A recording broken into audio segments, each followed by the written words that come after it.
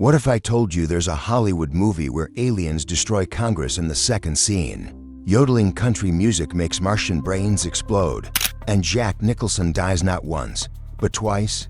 That movie is Mars Attacks, and the chaos behind the scenes was just as outrageous as what ended up on screen. When Mars Attacks hit theaters in 1996, nobody really knew what to make of it. It wasn't your typical alien invasion movie. Instead of brave heroes and stirring speeches, Tim Burton gave us bug-eyed Martians, vaporizing death rays, and a finale where yodeling country music saves the planet.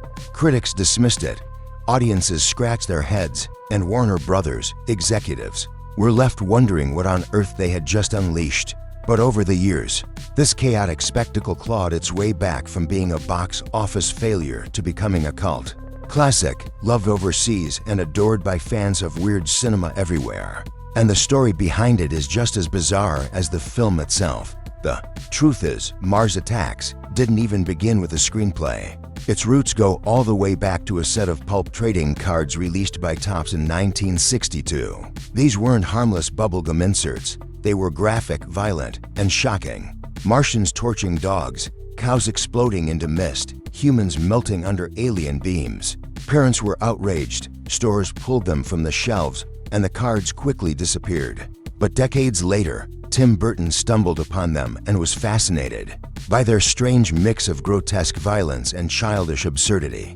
That was the tone he wanted to bring to life. Not logic, not realism, but pure chaos. Warner Brothers, however, thought they were funding the next Independence Day. They expected soaring speeches, heroic pilots, and mankind triumphing at the last second. What they got instead was a script where Congress is vaporized in the opening act, and no one seems to care. Executives panicked. Where was the romance? Where was the plot? Burton didn't blink. He wasn't making a crowd pleaser. He was making a dare, a sci-fi roast that turned alien invasions into absurdist comedy. Burton even wanted every single character dead. In his earliest drafts, not one survivor made it out alive. Heroes, villains, kids, celebrities, all gone. The studio begged him to keep someone around, so eventually he compromised. But the heart of his idea remained. This wasn't about survival. It was about total annihilation as the punchline. That's the kind of energy that drew in Jack Nicholson, originally cast only as President James Dale. Nicholson loved the madness so much he wanted more. Burton didn't say no. He rewrote the film to give him an extra role as Art Land, a sleazy Las Vegas developer. Nicholson got to death scenes, both delivered with that famous grin. Only Jack Nicholson could manage to die twice in the same alien invasion and make it look fun.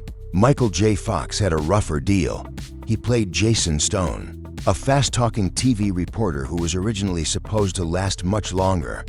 But Burton decided his subplot slowed the movie down, so halfway through production, Fox's role was rewritten, and Jason Stone was melted into goo while reaching for Sarah Jessica Parker. Fox handled it like a pro, but his early exit sent a message. If even Marty McFly wasn't safe, nobody was. The casting overall was pure chaos. Burton wanted Hugh Grant and Susan Sarandon. Neither stayed. Roles were constantly rewritten, characters cut or merged, and some actors simply backed out when they realized they'd be killed off in absurd ways. In the end, Burton embraced the madness, piecing together a strange but unforgettable cast that included Glenn Close, Pierce Brosnan, Danny DeVito, Martin Short, Sarah Jessica Parker, and yes, Tom Jones. And Tom Jones wasn't just a cameo. When Burton asked him to play himself, Jones agreed, but only on one condition. He wanted to sing.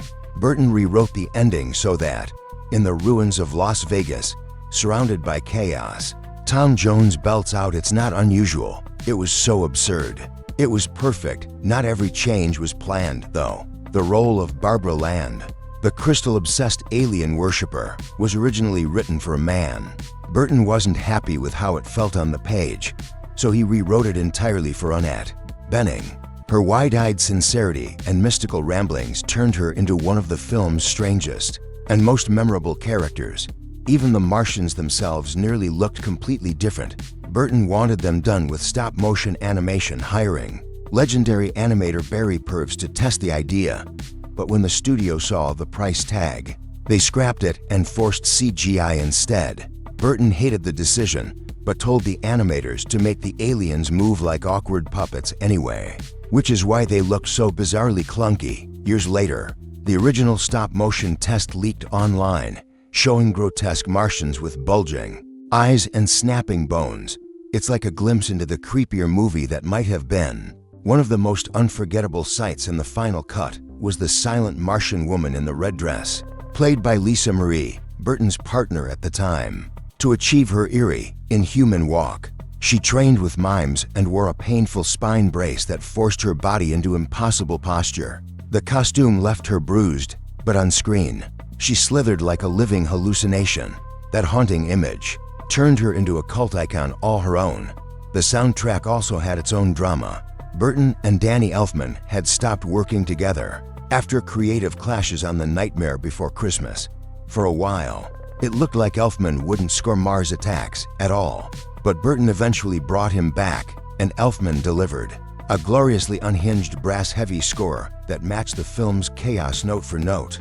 And those Martians, they were supposed to have full dialogue, strange alien speech, written out phonetically, even recorded by voice actors. Burton hated it. At the last minute, he scrapped everything and told the sound designer to replace it with nonsense. That nonsense became the iconic ack. Not every actor wanted more, though. Danny DeVito signed on for a tiny role as a sleazy gambler who gets vaporized almost immediately. He didn't care about screen time. He just wanted the fun of being blown up by a Martian death ray. The sound design team also gave us one of the weirdest deaths in sci-fi history. The Martian death rattle. It wasn't alien at all. It was literally a duck quack, slowed down, reversed, and layered until it became that unforgettable squeal. And the final twist, the Martian's ultimate weakness, almost never made it to the screen. Slim Whitman's country ballad Indian Love Call makes their heads explode, but studio executives hated the idea. They begged Burton to cut it, calling it embarrassing. Burton refused and threatened to walk if it was removed. The yodel stayed, and in the end, it became one of the strangest yet most memorable movie endings ever made. Timing, however, was brutal. Just months before Mars Attacks released, Independence Day had already conquered theaters with its epic speeches, noble heroes, and thrilling alien battles. Suddenly, Burton's movie looked like a parody, when in fact it had been in development long before. Audiences thought it was mocking the blockbuster, when really, it was just unlucky timing. For the destruction of Las Vegas, Burton didn't rely on stock footage. His team built scale models of casinos and neon signs, only to destroy them in one glorious take. Despite all this creativity, Mars Attacks bombed in America. Warner Brothers lost millions and critics tore it apart. But overseas, in places like France and Japan, audiences embraced it as pop art chaos. Slowly, it found its way back into American culture through late-night reruns, college dorm rooms, and cult fandoms. Today, it's remembered not as a flop, but as one of Burton's most daring films. A movie where nonsense reigns supreme, and the joke is that there's no joke at all. And that's the wild story behind Mars Attacks, a movie that crashed, burned, and somehow still lives rent-free in our brains decades later. So what do you think? Was Tim Burton ahead of his time? Or did he just deliver the strangest alien invasion ever put on film? Let us know your thoughts in the comments below. And if you enjoyed this deep dive into Hollywood's weirdest cult classic, don't forget to like, subscribe, and ring the notification bell so you don't miss the next bizarre story from behind the scenes. Because sometimes, the strangest movies are the ones that last the longest. And that's the madness behind Mars Attacks, a movie that crashed, burned, and somehow became a cult classic loved decades later. But now I want to hear from you. Was Tim Burton a misunderstood genius with this one? Or was it simply the weirdest alien invasion ever put on film? Drop your thoughts in the comments below. If you had fun with this breakdown, don't forget to hit that like button, subscribe to the channel, and ring the notification bell so you never miss our next dive into Hollywood's strangest stories. Because sometimes, the wildest movies are the ones that stand the test of time.